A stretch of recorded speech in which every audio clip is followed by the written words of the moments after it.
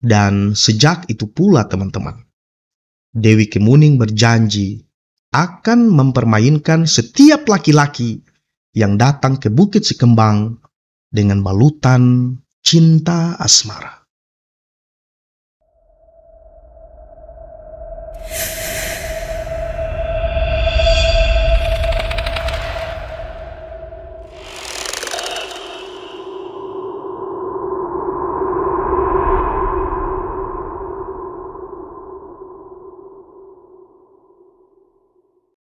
Assalamualaikum warahmatullahi wabarakatuh. Selamat malam, selamat bertemu kembali di Kakak Jo Channel teman-teman. Hari ini kakak akan membagikan sebuah tulisan yang bercerita tentang bersekutu dengan ratu siluman demi kekayaan. Mudah-mudahan cerita ini atau kisah ini mampu memberikan edukasi, bermanfaat, serta menghibur buat teman-teman semua. Yang mana kisah atau cerita ini teman-teman dimuat dalam ramalan artinama.com. Dan semoga dapat memberikan edukasi, menghibur, serta bermanfaat buat kita semua. Dan kakak berharap semoga teman-teman senantiasa terus memberikan dukungan buat pengembangan channel ini agar mampu berkembang lebih baik, lebih maju dengan terus men-like, men-subscribe, serta men-share atau membagi video maupun channel Kakak Jo melalui media sosial teman-teman.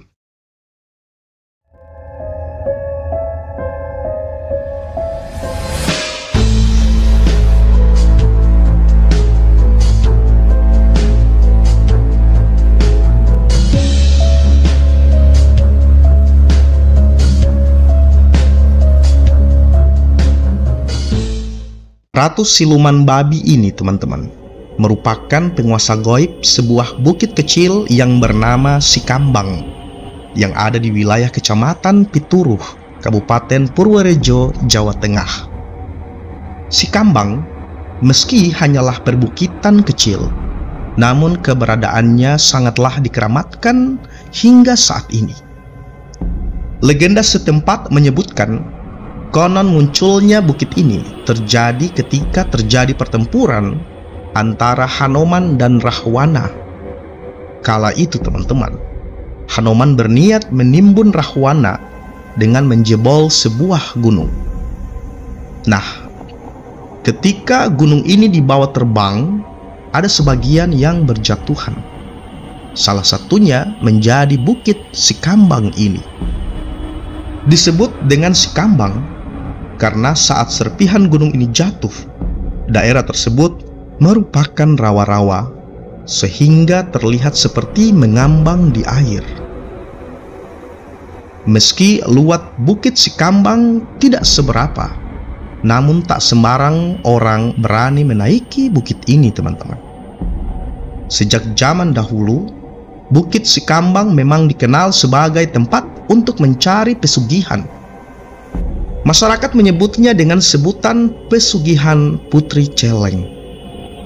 Yang disebut demikian teman-teman karena yang dipuja para penganut pesugihan ini yaitu seorang ratu siluman babi. Dia itu penguasa gaib Bukit Sikambang ini.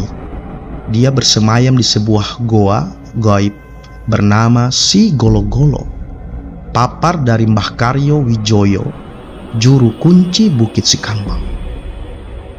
Teman-teman, pesugihan dengan memuja ratu siluman babi penguasa Bukit Sikambang ini bisa terlaksana karena terjadinya persekutuan gaib antara ratu siluman babi sebagai pemberi kekayaan dengan manusia sebagai pemujanya. Adanya pesugihan Bukit Sikambang ini teman-teman bermula dari kisah perjalanan ratu siluman babi itu sendiri.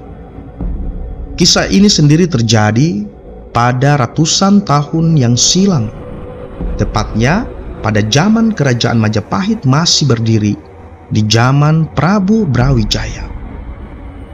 Entah pada Raja Brawijaya yang keberapa, Majapahit kala itu, konon ceritanya teman-teman, menurut penuturan Mbah Karyo, Bukit Sikambang kala itu dalam kekuasaan ratu siluman babi yang bernama Dewi Penjalin. Suatu hari, Prabu Brawijaya tengah berburu binatang di hutan seorang diri. Dari perjalanan berburunya itu, Prabu Brawijaya sampai di Bukit Sikambang. Kemudian bertemu dengan seorang putri cantik yang bernama Dewi Penjalin, yang sebenarnya adalah seorang ratu siluman babi.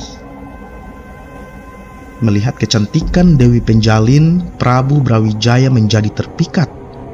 Keduanya pun jatuh cinta, yang dilanjutkan dengan berhubungan intim. Cerita dari Mbah Karyo. Untuk sementara waktu teman-teman, Prabu Brawijaya tinggal di Bukit Sikambang. Karena sedang dilanda asmara, keduanya selalu menghabiskan waktu sehari-harinya dengan berhubungan intim dan memadu kasih.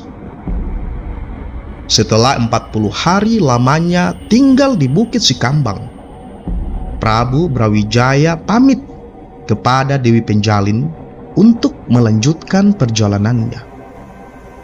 Sebelum pergi, Prabu Brawijaya meninggalkan sebuah tombak pusaka sambil berwasiat, jika nanti jabang bayi yang dilahirkan oleh Dewi Penjalin menanyakan siapa orang tuanya, agar datang ke Majapahit dengan membawa tombak pusaka tersebut.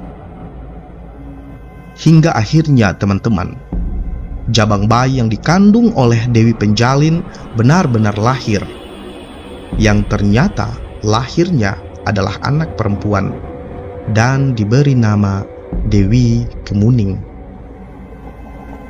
Setelah beranjak dewasa, Dewi Kemuning menanyakan siapa ayah kandungnya. Sesuai pesan dari Prabu Brawijaya, Dewi Penjalin kemudian memerintahkan putrinya agar datang ke Majapahit dengan membawa bukti tombak pusaka pemberian Prabu Brawijaya. Kedatangan Dewi Kemuning ke Majapahit untuk mendapatkan pengakuan sebagai anak Brawijaya. Namun ternyata teman-teman, kedatangan Dewi Kemuning ke Majapahit malah membuat Prabu Brawijaya menjadi murka. Raja Majapahit itu tak mau mengakui kalau Dewi Kemuning itu adalah putri kandungnya dari hasil hubungannya dengan Dewi Penjalin. Akhirnya Prabu Brawijaya malah mengusir Dewi Kemuning sambil melemparkan tombak tersebut hingga mengenai kaki Dewi Kemuning. Terang dari Mbak Karyo. Akhirnya teman-teman, Dewi Kemuning kembali ke Bukit Sikambang. Perlakuan Raja Majapahit itu telah membuatnya menjadi sakit hati. Dia merasa kalau Raja Majapahit itu telah mengkhianati dan mempermainkan ibunya, Dewi Penjalin. Itu kemudian yang membuat Dewi Kemuning menyimpan dendam. Dan sejak itu pula teman-teman, Dewi Kemuning berjanji akan mempermainkan setiap laki-laki yang datang ke Bukit Sikambang dengan balutan cinta asmara. Dan pada akhirnya, dia akan mengambil nyawa setiap laki-laki yang telah dia kehendaki. Itulah kata Mbah Karyo awal mula adanya pesugihan Bukit Sikambang ini. Meski begitu, Dewi Kemuning baru bisa melampiaskan dendamnya itu ratusan tahun kemudian, tepatnya pada tahun 40-an. Teman-teman, hal itu berawal dari kisah Kiai Mustafa, warga setempat, yang pada suatu hari melintasi Bukit Sikambang ini. Ketika itulah, tiba-tiba saja di hadapan Kiai Mustafa muncul wanita yang sangat cantik yang bernama Dewi Kemuning dalam keadaan terluka parah karena ada sebuah tombak yang menancap di kakinya. Wanita ini berjanji bagi siapa yang bisa menolongnya. Jika dia laki-laki, maka akan dijadikan sebagai suaminya dan akan diberi harta yang berlimpah. Tapi kalau dia wanita, akan dijadikan sebagai saudaranya. Sesuai janji teman-teman, setelah Kiai Mustafa berhasil menolongnya, akhirnya Kiai itu pun kemudian dijadikan sebagai suami oleh Dewi Kemuning. Keduanya lantas menikah dan tinggal di Bukit Sikambang hingga memiliki banyak anak. Dan sesuai janji pula, Kiai Mustafa diberikan banyak harta yang berlimpah. Bertahun-tahun setelah itu, Kiai Mustafa berniat membawa anak istrinya itu ke rumah untuk kemudian diperkenalkan kepada keluarga dari Kiai Mustafa. Tapi apa yang terjadi teman-teman? Keluarga Kiai Mustafa sangat kaget. Wanita yang dianggap istri dan anak-anaknya itu ternyata dari bangsa babi. Akhirnya Kiai Mustafa sadar kalau selama ini dia telah mengawini putri siluman babi. Dan merasa tertipu, Kiai Mustafa menjadi marah. Lantas kemudian dia berniat untuk membunuh babi-babi itu. Akhirnya teman-teman, babi-babi itu kemudian berlarian menuju ke Bukit Sikambang. Namun ketika dicari, babi-babi itu kemudian menghilang. Dipercaya babi-babi itu masuk ke dalam goa yang berada di alam gaib bernama Goa Sigolo-Golo yang tadi. Teman-teman, dari peristiwa inilah muncul mitos kalau di Bukit Sikambang itu sebagai tempat untuk mencari pesugihan. Itulah kenapa siapa saja yang akan mencari pesugihan ini harus masuk ke Goa Sigolo-Golo. Meski berada di alam gaib, asal tahu caranya, pasti bisa.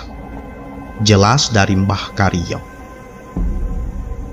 Laku ritual untuk bisa mendapatkan pesugihan Sikambang ini juga tidaklah terlalu berat teman-teman.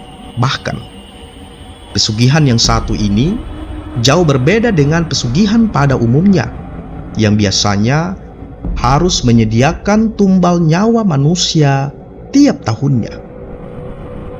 Syaratnya, ungkap dari Mbah Karyo, si pelaku pesugihan harus melayani Dewi Kemuning atau Ratu Siluman Babi penguasa Bukit Sikambang itu untuk berhubungan intim layaknya suami istri tiap 35 hari sekali, yaitu tepatnya tiap malam bulan purnama.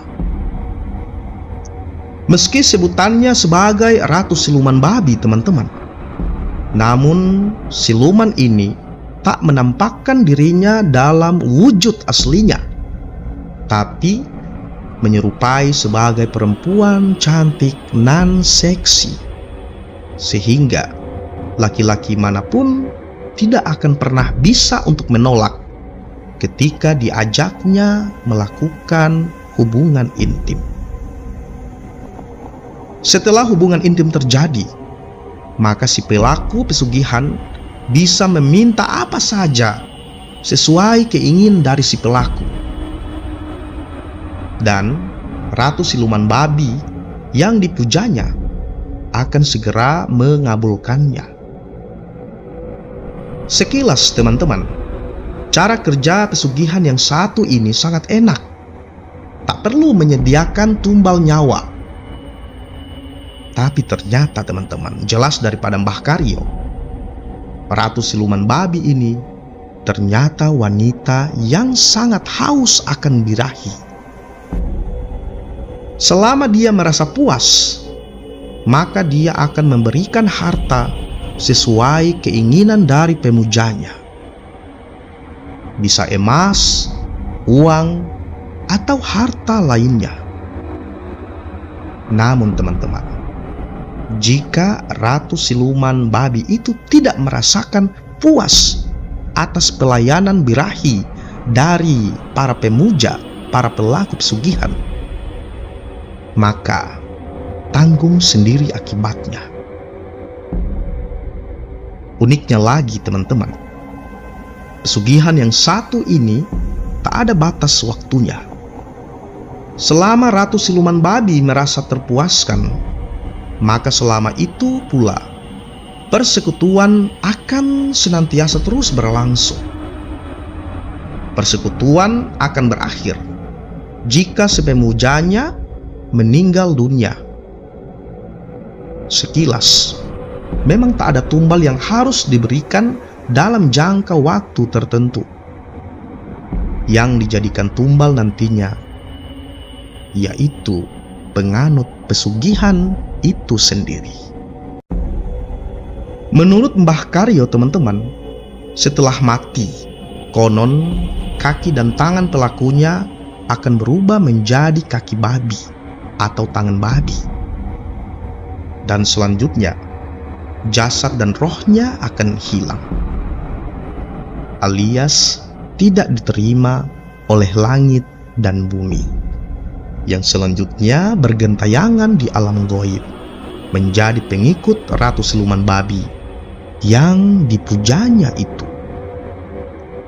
Teman-teman, Mbah Karyo sendiri sudah sering mengantar para pencari pesugihan itu.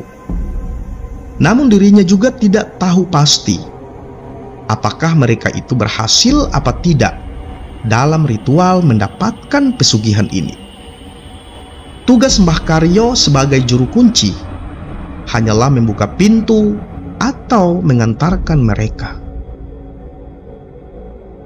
Ritual untuk mendapatkan pesugihan di Bukit Sikambang ini teman-teman hanya bisa dilakukan pada malam Selasa Kliwon atau Jumat Kliwon. Cukup membawa kembang menyan, lalu Mbah Karyo akan mengantar pencari pesugihan ke Bukit Sikambang yang lokasinya tak jauh dari rumahnya. Di puncak bukit ini, Mbah Karyo akan menuju dua bongkahan batu besar di depan sebuah pohon bendo berusia tua. Di batu inilah teman-teman, ritual akan dilaksanakan. Mbah Karyo akan membakar kemenyan, membaca mantra, lalu menyampaikan apa tujuan pengalap berkah. Mbah Karyo akan meninggalkan pencari pesugihan ini sendiri. Ritual ini teman-teman ibaratnya melamar putri celeng untuk dijadikan sebagai istrinya. Jika lamaran diterima, maka biasanya pencari pesugihan akan ditemui sesosok wanita yang sangat cantik, dan dia merasa ada di dalam sebuah gua. Nah teman-teman, gua gaib inilah yang disebut sebagai Goa Si Golo-Golo. Dari pertemuan itu terjadi kesepakatan antara keduanya apa-apa yang harus dilakukan. Yang tahu isi kesepakatan itu ya mereka sendiri. Ungkap dari Mbah Karyo teman-teman. Proses pertemuan itu bisa diartikan sebagai lamaran pada Ratu Siluman Babi. Jika lamarannya diterima, maka pencari pesugihan akan diterimanya. Namun teman-teman, jika ditolak, maka Siluman Babi tak akan menemuinya. Jika diterima, maka si pelaku pesugihan akan pulang dan disuruh mempersiapkan sebuah kamar khusus yang merupakan kamar pemujaan. Di kamar inilah nantinya setiap malam bulan purnama, Ratu Siluman Babi akan datang meminta jatah hubungan intim kepada para pemujanya. Dan pada malam bulan purnama itu teman-teman, haruslah disajikan beberapa sesajen. Di antaranya teh tawar, kopi pahit, wedang jembauk, serabi, klepon, juga gulo kelitik. Jadi, cara kerja pesugihan ini sangatlah simpel. Setiap malam bulan purnama, Ratu Siluman Babi akan datang menemui pemujanya. Lantas keduanya akan melampiaskan nafsunya. Setelah mereka berhubungan dan Ratu Siluman Babi merasa terpuaskan oleh si pemuja, maka dia akan memberikan imbalan berupa harta kekayaan yang melimpah ruah. Sudah 10 tahun lamanya teman-teman, Mbah Karyo menjadi juru kunci Bukit Sikambang. Dan selama itu pula, Mbah Karyo sudah banyak mengantar para pemburu pesugihan ini. Toh begitu, Mbah Karyo juga sering mengingatkan kepada para tamunya agar jangan menempuh jalur sesat ini. Meski sebutannya sebagai pesugihan, namun belum tentu juga terkabul. Ibaratnya kita melamar, ya kadang ada yang diterima, namun ada juga yang ditolak. Pungkas dari Mbah Karyo. Demikian teman-teman, sebuah tulisan tentang bersekutu dengan Ratu Siluman demi kekayaan. Cerita ini, tulisan ini, Kakak Jo kutip dari ramalanartinama.com. Semoga teman-teman suka dengan tulisan atau kisah ini. Dan Kakak Jo berharap semoga teman-teman terus senantiasa mendukung pengembangan channel Kakak Jo agar mampu berkembang lebih baik, lebih maju. Dengan terus men-like video-video Kakak Jo channel, men-subscribe buat teman-teman yang belum men-subscribe, dan mohon untuk men-share atau membagi video maupun channel Kakak Jo melalui media sosial teman-teman. Kakak Jo sadari bahwa channel ini tidak akan pernah menjadi apa-apa, tidak akan pernah berarti apa-apa tanpa bantuan dan sokongan dari teman-teman semua. Semoga Allah Subhanahu wa Ta'ala, Tuhan yang Maha Kuasa, membalas seluruh kebaikan dan keikhlasan teman-teman dalam membantu pengembangan channel ini. Terima kasih yang sedalam-dalamnya, yang sebesar-besarnya. Insyaallah kita akan ketemu di lain waktu. Dan Kakak Jo akhiri. Assalamualaikum warahmatullahi wabarakatuh.